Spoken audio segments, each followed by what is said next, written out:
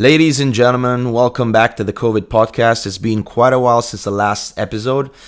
In the last few months, I've spent some time traveling and working across Europe. I've been back in Shanghai for roughly a month after the mandatory quarantine of 10 days. And today I wanted to share some updates of the COVID situation in Shanghai and in China. And I'm going to use a special format. I'm going to share 5 things you did or didn't know about the zero COVID policy in China. Fact number 1.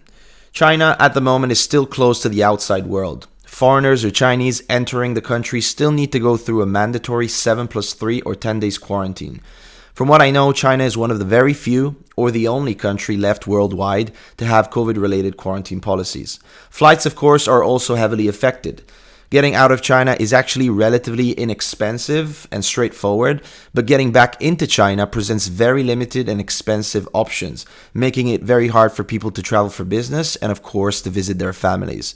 In my case, my return flight plus PCRs and quarantine hotel to go back to Italy was over 4,000 euro, which compares to the usual 700 to 800 euro, which is a big difference.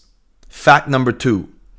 China not only advocates for, but during the Congress that has just terminated, doubled down in favor of the zero COVID policy, whereby it promises its citizens and the world to defy science and logic and completely eradicate the virus from the population, while keeping 1.5 billion people locked inside a bubble, shielded from dark foreign forces.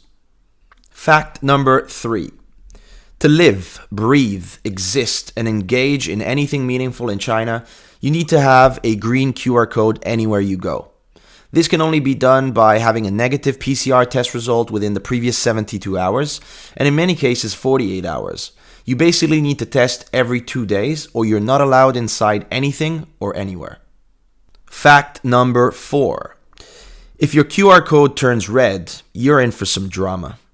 You don't need to be positive to end up in a quarantine facility or hotel. All you need to do is to scan your QR code in a venue where on that same day a positive case may have passed. They may call you up immediately, or they may call you up several days later, completely ignoring whether you are positive or negative, to take you to a facility with your positive brothers and sisters. If you get a call in the office saying that you're a close contact to someone positive, enjoy the scenes of colleagues running away from you and the office like you had a severe case of the infamous bubonic plague. Fact number 5. In the West, if you have COVID, you are nothing more than a random person with the sniffles, who will stay at home a couple days and recover before heading out to the pub again. Things were different in 2020 when it all started, but the current variant, especially if you're vaccinated, is rarely more than the common cold.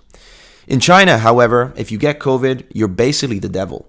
You're a menace to the world that needs to be immediately reported. Bells are going to ring, lights are going to flash, drums are going to roll until they come pick you up from your home and take you to a quarantine facility or hotel. Thank you very much for listening, guys, and I'd love to hear your thoughts and opinions on the topic, so I'll leave you with a question.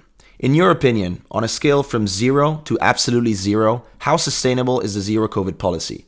Please leave your answers in the comment sections and see you on the next podcast where hopefully I'll be bringing in some cool guests. 再见.